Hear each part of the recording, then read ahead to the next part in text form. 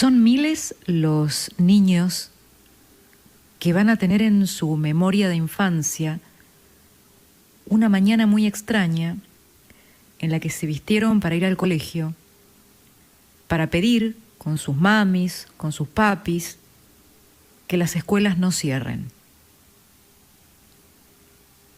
Estamos en una Argentina donde niños y sus padres debieron salir a defender lo evidente. Se rebelaron. Se rebelaron no porque sean insubordinados del Estado de Derecho.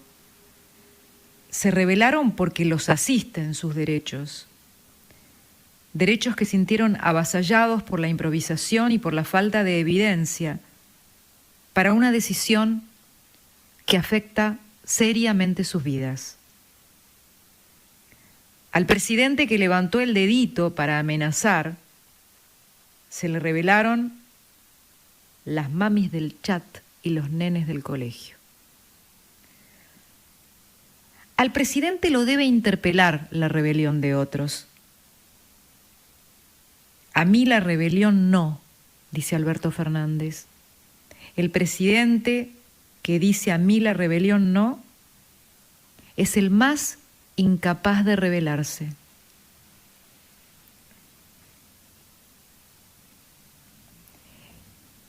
La sensación entre quienes hoy salieron a las calles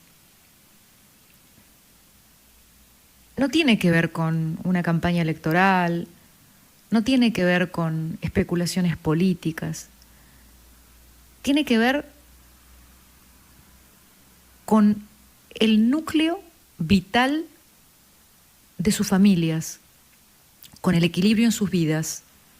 Los gobiernos deberían trabajar al servicio de todos ellos, pero últimamente se encargan de convertir esas vidas en un obstáculo.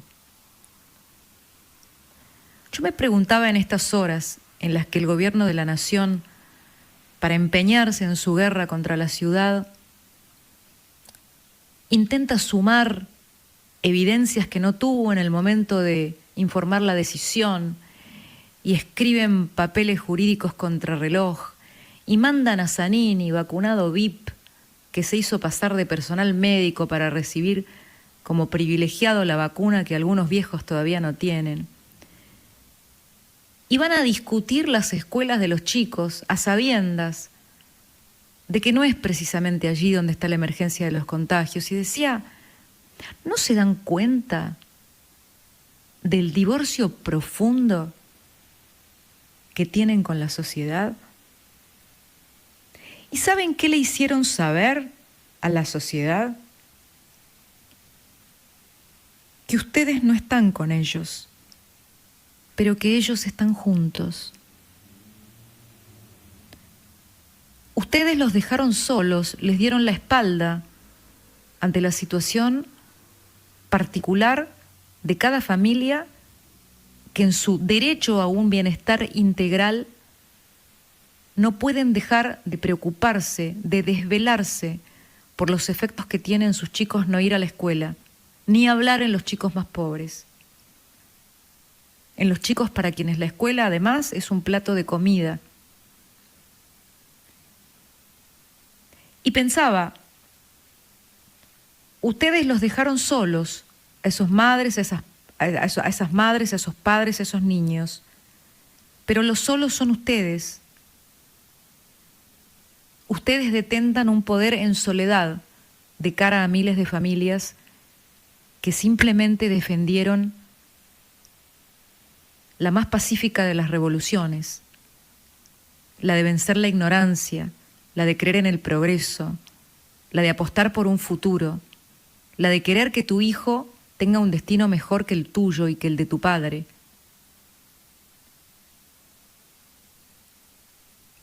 Y pensaba que hoy muchos chicos de la ciudad de Buenos Aires pudieron volver a clases, pero el drama continúa para miles de chicos bonaerenses que hoy son los principales afectados porque no volvieron a las escuelas.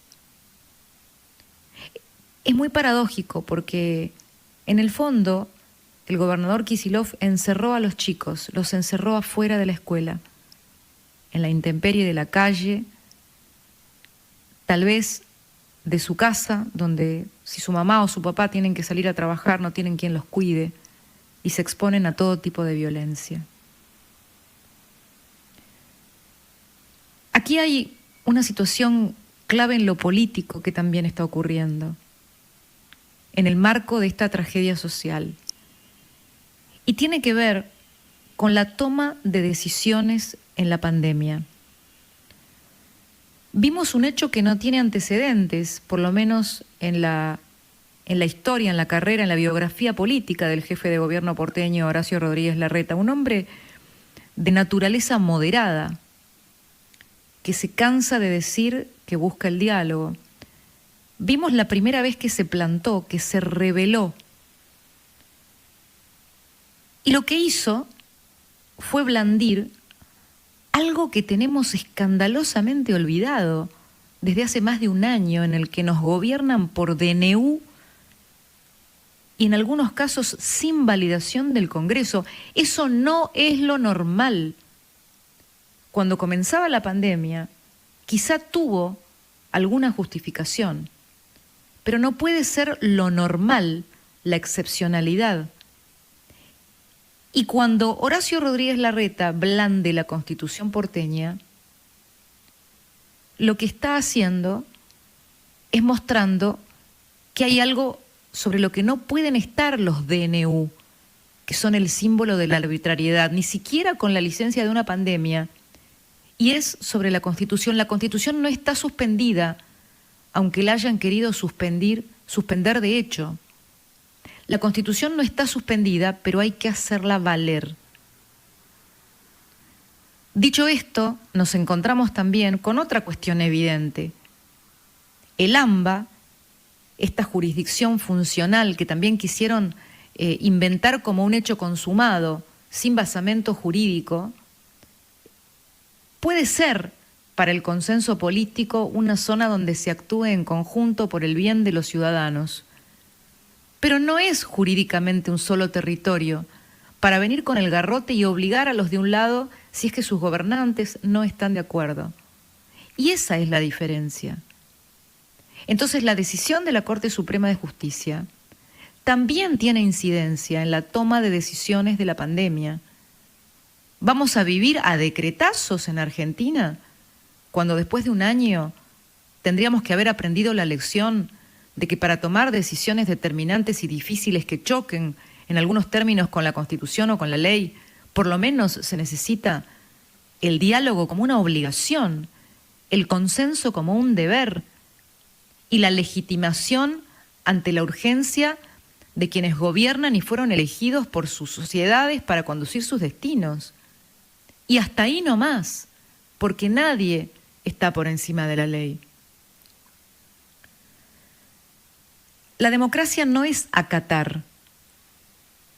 También es ver soluciones diferentes que convivan en un mismo contexto.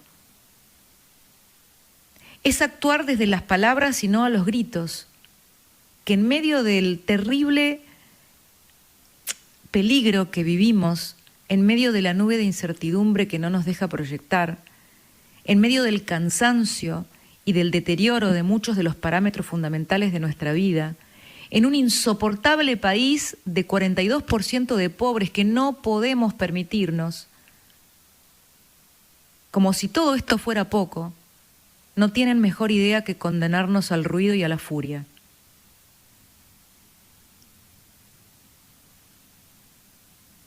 La Corte tiene que decidir sobre cómo se va a conducir la política en un escenario de emergencia que de ninguna manera puede ser un escenario de suspensión de la institucionalidad y que no puede ser un escenario de cualquier licencia y de cualquier impunidad en nombre de la emergencia. Eso es lo que está en juego.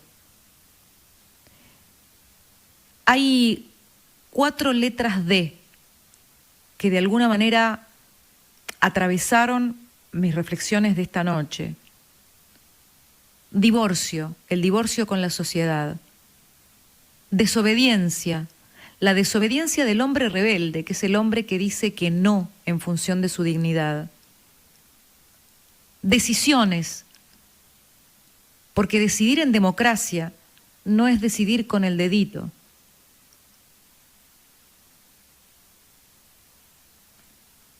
Y la cuarta D, acabo de decirla, es democracia, ni más ni menos.